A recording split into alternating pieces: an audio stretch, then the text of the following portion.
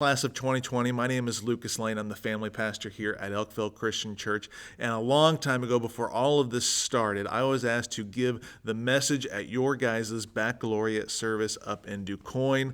But since we're obviously not able to have that this year, I wanted to give you guys a message anyway, one that has been on my heart for a while that I wanted you guys to hear, that I wanted to communicate to you. Let me introduce myself a little bit more. I'm actually a 2010 graduate of South Vermilion High School in Clinton, Indiana, and then I went to Lincoln Christian University for 4 years and graduated in 2014.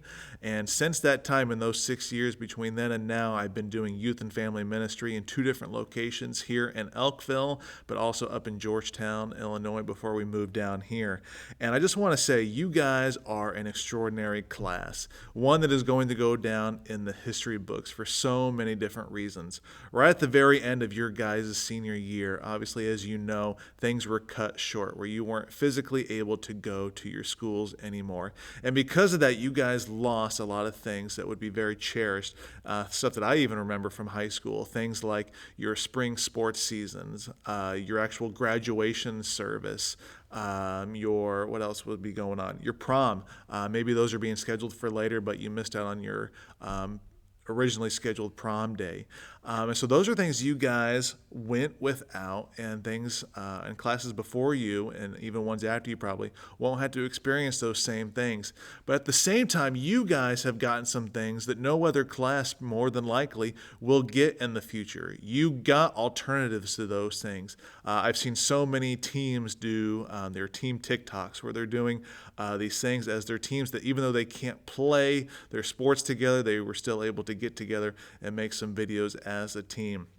I don't know if you guys are a follower of John Krasinski and Some Good News, but he put on a virtual prom for people around the country. And so maybe you were one of those people who took part in that virtual prom about a month ago.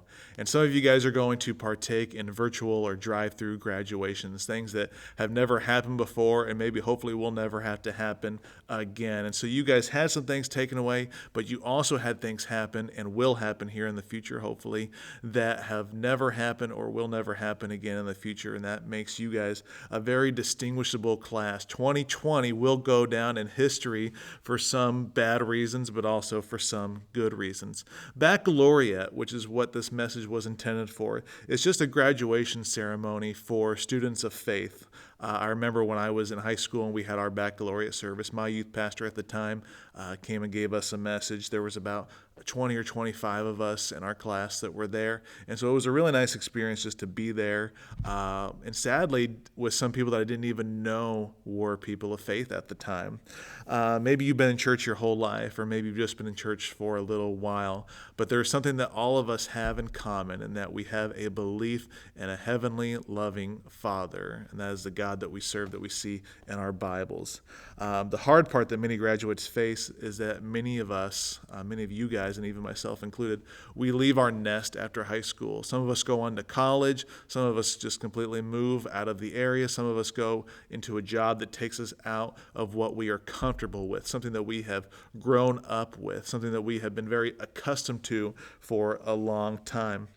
And so that is when our faith typically is tested the most, when we are away from what is normal and we are with complete strangers and new friends from that point onward.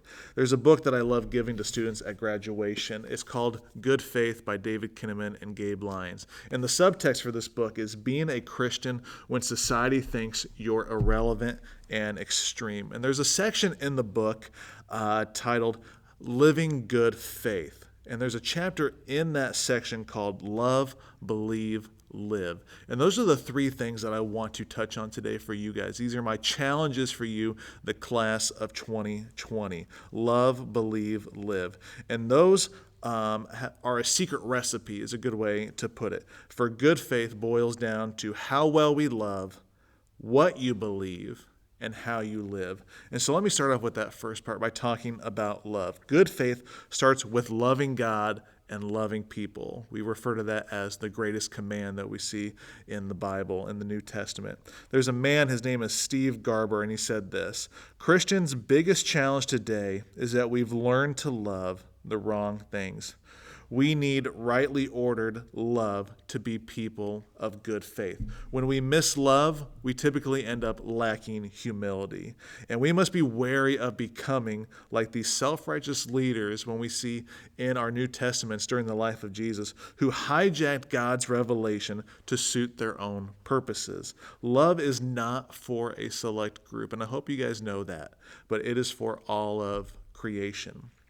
Paul says in 1 Corinthians chapter 13 in verse 1, he says, without love, we are a noisy gong, a clanging cymbal. And sometimes that's good, but a lot of times it's not. It's loud, it's obnoxious.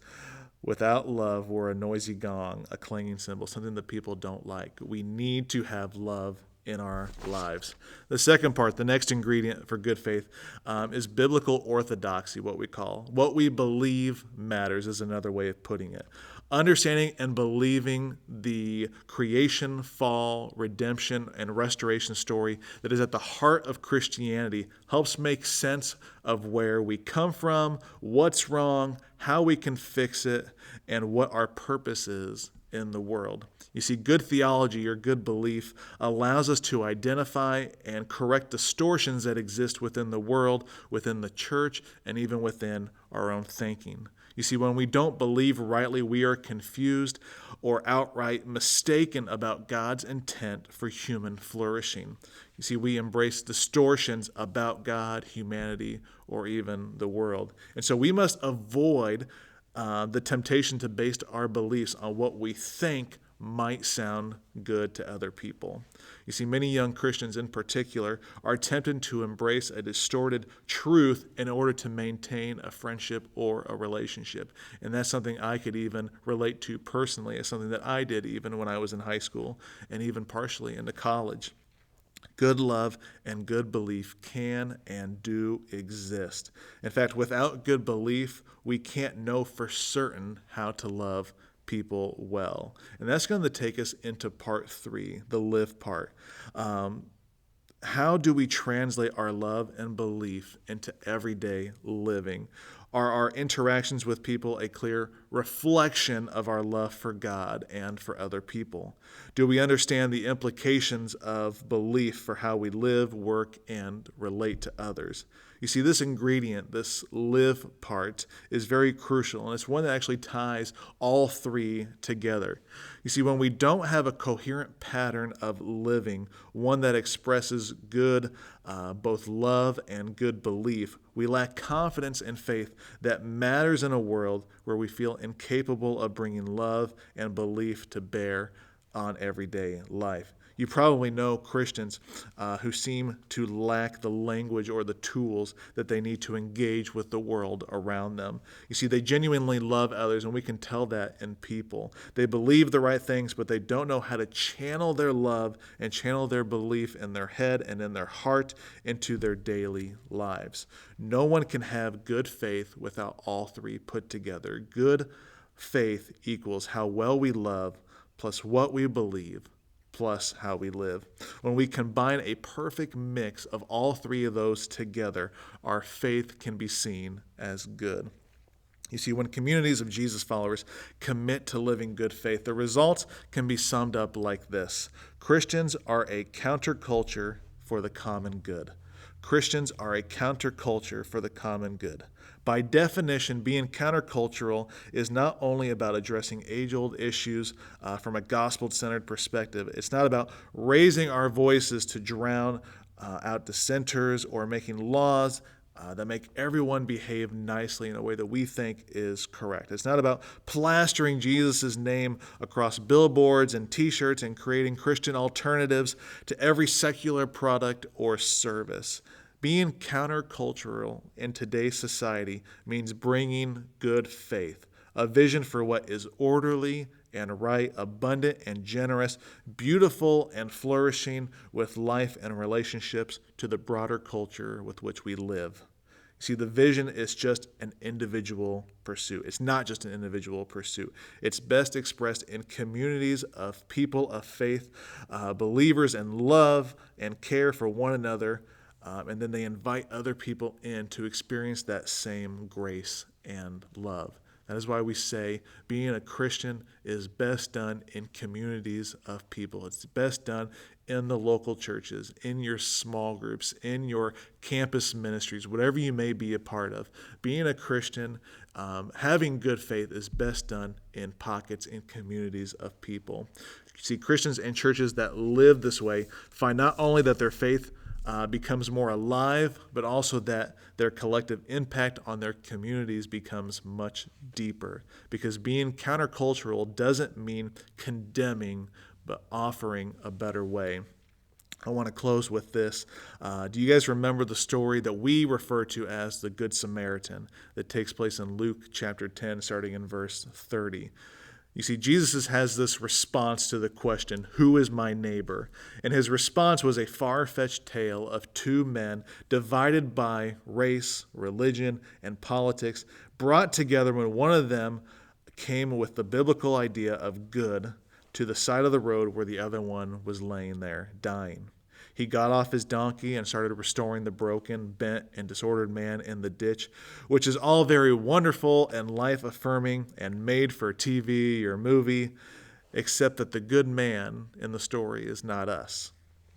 The one who brings orderly, right, abundant, generous, beautiful, flourishing goodness to the broken man is the person who we would least expect. You know, maybe to a Christian audience today, Jesus might have said the Good Samaritan is a transgender, atheist, burlesque dancer with one of those Darwin amphibians eating a Jesus fish bumper stickers, and the broken man is us. It's really not a very nice story. And before we can run around doing good, we must acknowledge the need for all of us to be healed and restored. That kind of humility is at the heart of good faith, loving well, believing rightly, and living out our love and belief starts right here and right now. If we can get all of that right, we are ready to tackle the tricky, treacherous issues that threaten to derail good conversations with people of faith at the intersection of good love and right belief. Again, I just want to say congratulations to all of you, the class of 2020, but your journey in life is not over yet. The good phrase is it's just beginning. So go and live out good faith in whatever community that you plant yourself in. Represent the true love of God in all of your intersections and all of your interactions. And at the end of time, you will hear those cherished and desired words that we see in Scripture. Well done, my good and faithful servant. Be good, guys, and be blessed.